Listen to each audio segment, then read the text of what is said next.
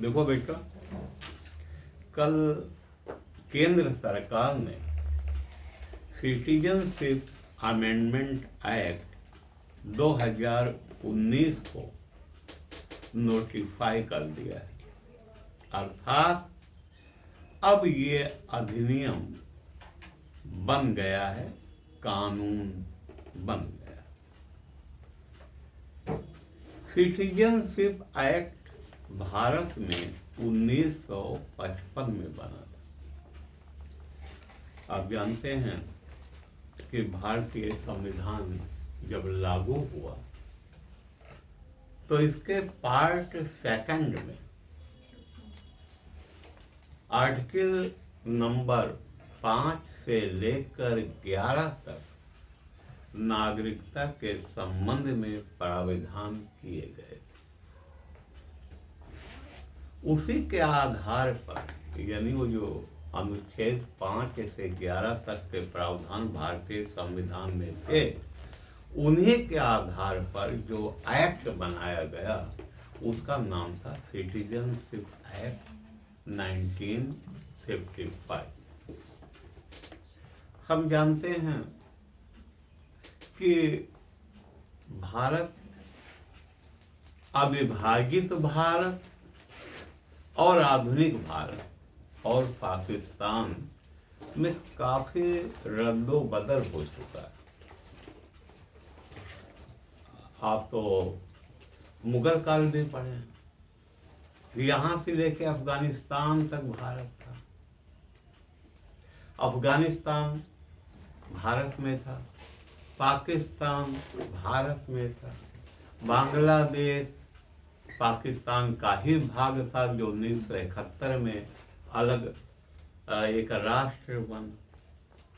तो कहने का मतलब है अविभाजित भारत जब हम कहते हैं तो उसमें तो बहुत कुछ है। बर्मा भी आएगा और पाकिस्तान भी आएगा, अफगानिस्तान भी आएगा, आधुनिक बांग्लादेश भी आएगा। तो जिस समय देश आजाद हुआ उसमें परिस्थितियां क्या थी? भारत से पाकिस्तान का बंटवारा हो गया। अब आजाद होते ही हम अलग अलग हो गए। हमारा एक भाग पाकिस्तान बन गया और दूसरा भाग हमारा भारत था।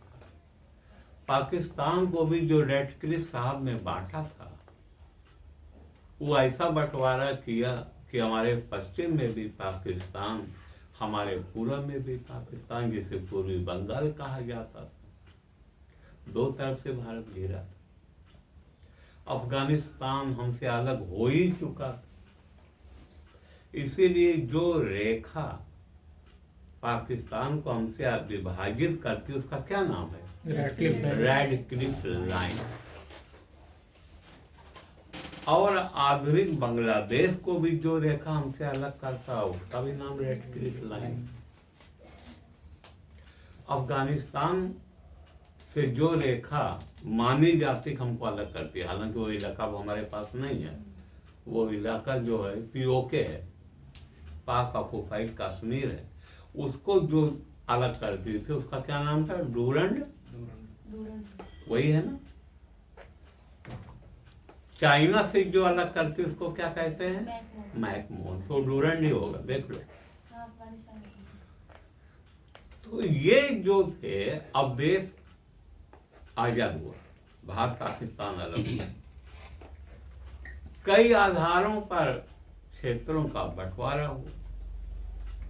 नंबर 1 आधार था जनसंख्या का आधार, नंबर 2 आधार था कि किसकी कितनी संपत्ति, किस कम्युनिटी की कहां पर जा रहा है। जनसंख्या का जो आधार था उसमें यह देखा गया कि कहाँ हिंदू बहुल लोग हैं, कहाँ मुसलमान बहुल लोग हैं।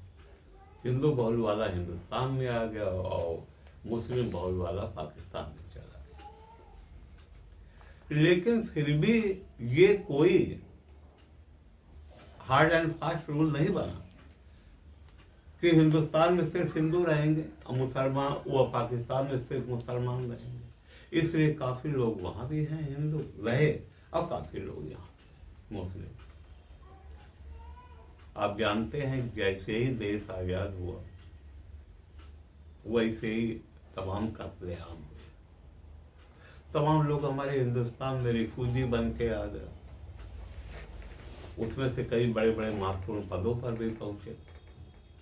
डॉक्टर मनमोहन सिंह भारत के प्रधानमंत्री रह चुके, वो भी रिफ्यूजी। लाल कृष्ण आडवाणी साहब, वो भी रिफ्यूजी। तो बहुत लोग आ गए। संविधान बना, अनुच्छेद 5 से 11 तक के प्राविधान आए, जिसमें अनुच्छेद 10 और 11 प्रमुख है। तो इसके बाद भी समस्या का पूर्णतया हल नहीं हुआ। तो 1955 में एक स्पष्ट अधिनियम बना, और उसे कहते हैं सिटीजनशिप एक्ट 1955। उसके अंतर भी कार्रवाई हुई। अब तक कुल 6 बार अमेंडमेंट हो चुका है सिटीजनशिप एक्ट। छठा और अंतिम अमेंडमेंट 2019 में हुआ था। आपने देखा होगा 10 दिसंबर 2019 को ये जो अमेंडमेंट सिटीजनशिप एक्ट है ये लोकसभा ने पास किया। 11 दिसंबर 2019 को इस अधिनियम को राज्यसभा ने पास किया और 12 दिसंबर 2019 को इस अधिनियम को अप्रूव कर दिया तत्कालीन राष्ट्रपति महामहिम रामनाथ कोविंद साहब। यानी ये अप्रूव हो चुका था 12 दिसंबर 2019 को, और केंद्र सरकार ने कल यानी 11 मार्च 2024 को इसको नोटिफाई कर दिया। यानी अब ये कानून लागू हो गया। इसमें इसमें मेन चीज ये है कि जो अविभाजित भारत के अंग थे, जो अब एक सेपरेट नेशन बन गए हैं, वे हैं अफगानिस्तान, पाकिस्तान और बांग्लादेश। उससे जो बिना डॉक्यूमेंट के लोग भारत में भाग आए हैं, नॉन मुस्लिम, मुसलमान नहीं होना चाहिए, तो वो भाग आए। कौन लोग भाग के आए? जो वहाँ अल्पसंख्यक वर्ग में थे, जो लोग माइनॉरिटी में थे। उसमें कौन माइनॉरिटी में थे? हिंदू थे, सिख थे, और बुद्ध थे, जैन थे, पारसी थे और क्रिश्चियन। ये 6 जमात के लोग इन देशों में अल्पसंख्यक वर्ग थे, और वो हिंदुस्तान भागे। क्योंकि हुआ क्या, अभी आपने देखा अफगानिस्तान में जो भगवान बुद्ध की सबसे बड़ा मंदिर टाइप का था, उसे तोड़ दिया गया, अफगानों ने तोड़ दिया। तो जब उनके धार्मिक स्थान को ही नष्ट कर देंगे, तो जो उस कौम के वसिंदा लोग हैं उनके साथ क्या बीता होगा?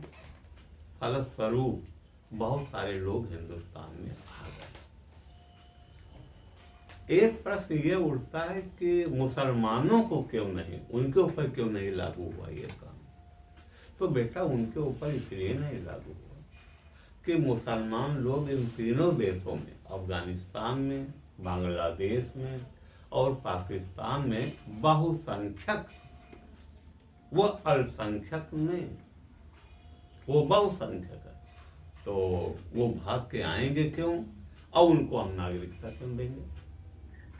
ये बेचारे जो वहाँ अल्पसंख्यक थे, जो वहाँ कायदे से जीवन नहीं जी पा रहे थे, उनको पाकिस्तान में पिछले दिनों घटनाएं में सिखों की लड़कियों को उठा ले गए लोग, उनके साथ उन्होंने यौनाचार किया। अभी क्या करेगा?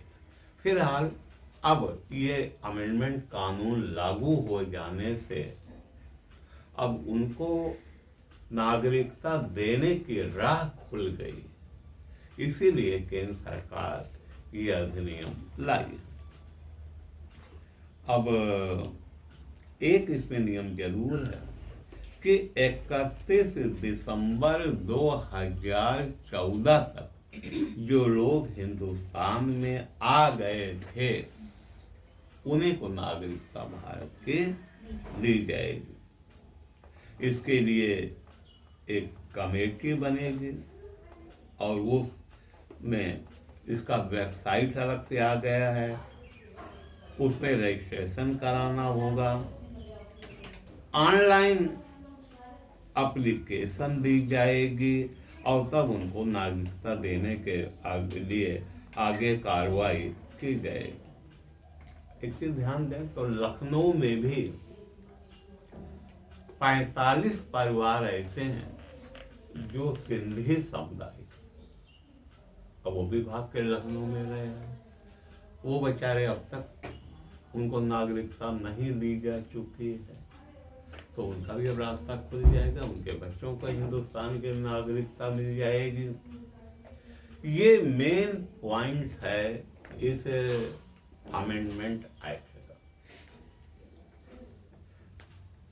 इसके राजनीतिक पहलू चाहे जो हों, उससे हमें आपसे मतलब नहीं है।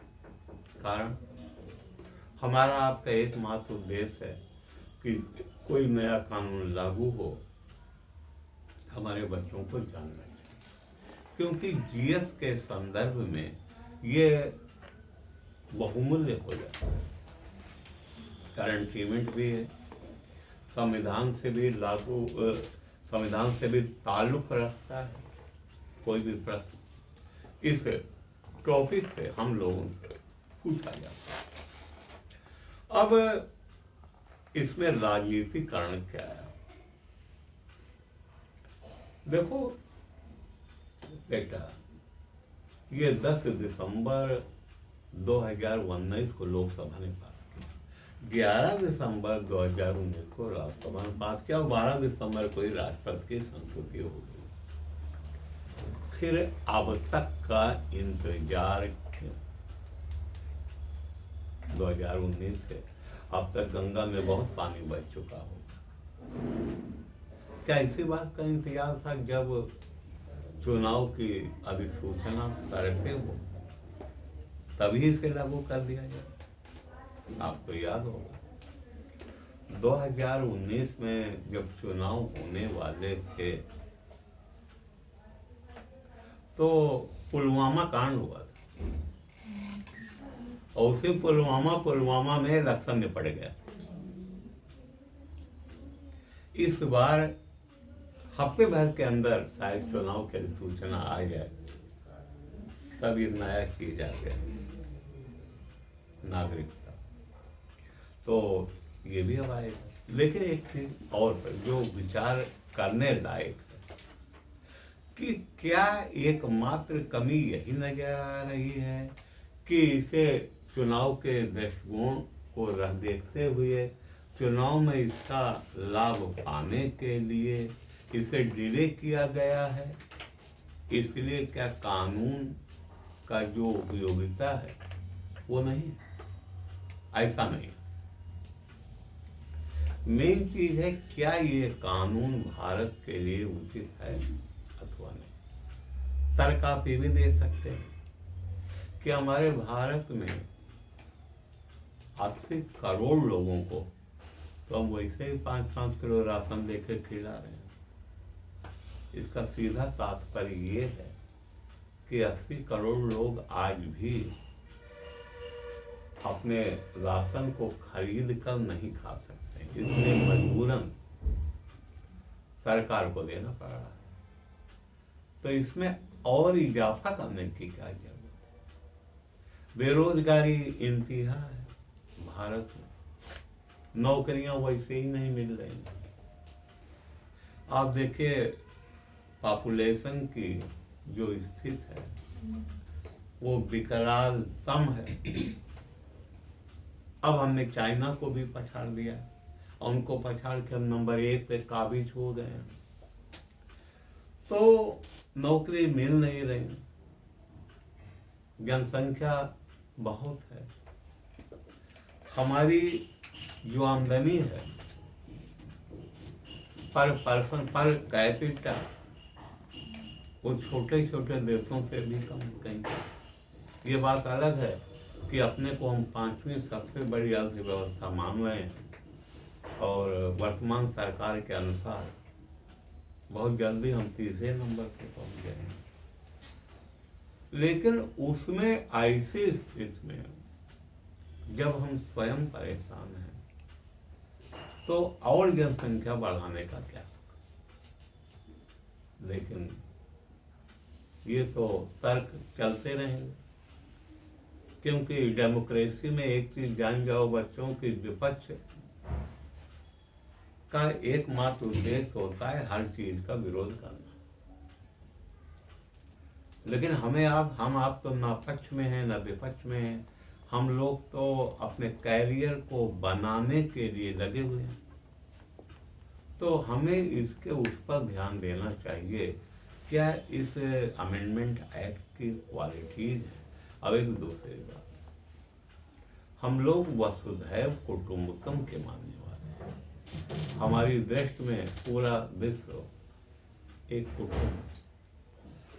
हम किसी का दुख दर्द सहन नहीं कर सकते। लेकिन एक बात बताओ बेटा, बात तो सही है, किताबों में लिखी हुई एक चीज काफी अच्छी लगती है, वास्तविकता क्या है। हमारा काफी सारा क्षेत्र पाकिस्तान हथियाए पड़ा, जिसे हम कहते हैं POK।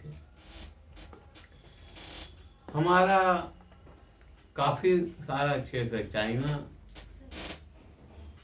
अपने कब्जे में कर रखा है, और जो बचा है उसमें हम और को भी इनवाइट कर रहे हैं कि भाई आए।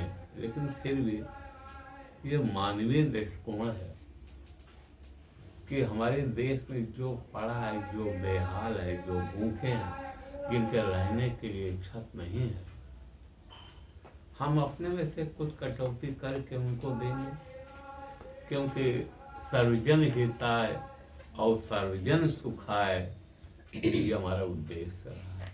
तो अगर इन सारी चीजों को देखा जाए तो ये एक अच्छा कदम है केंद्र सरकार का, और इसके जो भी दूरगामी परिणाम होंगे वो हम लोग देखेंगे। फिलहाल इस टॉपिक पे आज इतना ही, और जब कोई नई चीज आएगी तो फिर इस पर चर्चा की जाएगी।